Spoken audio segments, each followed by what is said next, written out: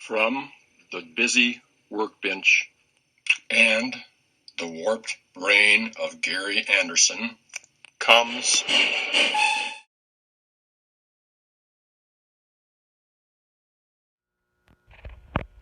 Today we'll look at two of my marked stations that I've modified. This one, the man will come out and go back in. You could activate it for the train. This uses all Mark's parts. There's a Mark's switch solenoid mechanism inside of it that works. And the other one is my airplane station that uses a Mark's train motor. And I thought about putting this in the center of a circle and having an M10,000 go around, and it would be a Honeymoon Express.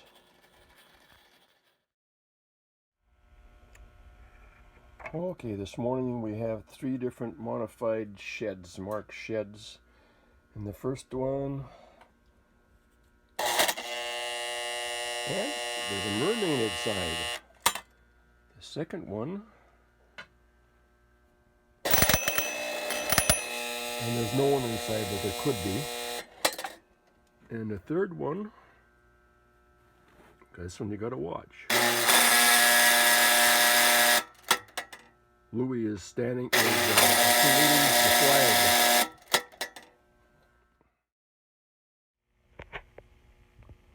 Today we'll go through the Girard stations. This is a plain Girard station, no lights.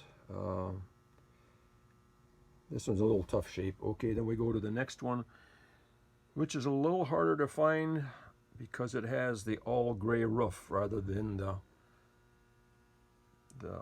shingled roof. And the last one has the gray roof, the red peak in front, and then the red frame on it. So that, I think, is the hardest one to find of the three regular ones without the lights. Today we'll look at three Grand Central stations, and this is the normal one. It's got lights inside. See American First and Excursions. And the second one is pretty much the same, except that they have the lithograph must have been bad, so they just went with red. Otherwise it's the same. The base is the same, everything else is the same. And the third, I think the harder one to find, is if you look, the little place cards outside are the reverse colors. This one is red and black. See American First, it's red and black. And on the normal one, it's red and yellow. See America First. And that one's red and white. So they are two different ones, and these are original. It's not a repro or anything. That's it. Today we'll go through three stations. This is a Glendale depot, and it's missing the light post, which I think I have somewhere around. And usually it comes in a green base. And this one, if the train goes by, and I'll show you on the next one, the gate would come down. This is the red base.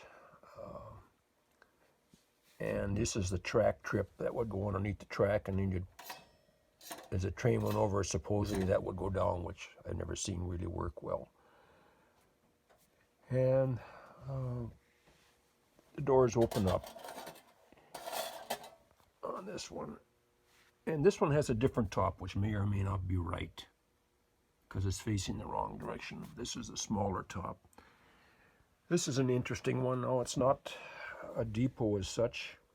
It's a service station, and it's got a gas pump with a gas hose, which is usually missing.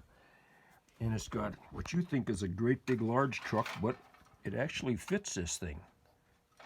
There's a air hose in back, and there's a little oil wagon. And then here's an extra one, which is in rough shape. This is an island. It's not as nice a shape as the rest of them. But this truck is interesting because I think it's got room for a battery for the battery headlights. And it does spring up. So that's just and as it would go up, it would complete a circuit and there would be a light underneath, and that would light up underneath the truck. So 3 interesting little stations.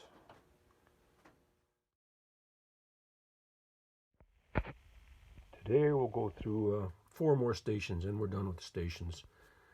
This is a Union Station, and if you look at the base and the color of the station itself, it's different than the second one. Otherwise, the lithographing is the same, it's just the coloration is different.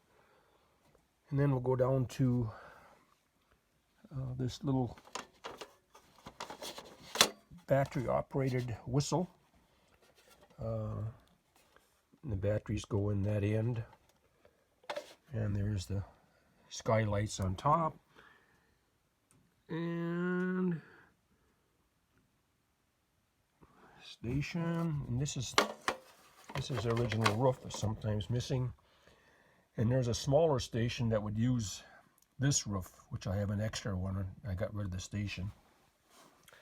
And I think the hardest accessory station to get is this Girard one, which is open at the back. And it's got baggage on that side. Very colorful. And I've only seen a couple of these. And so that's my 4 stations.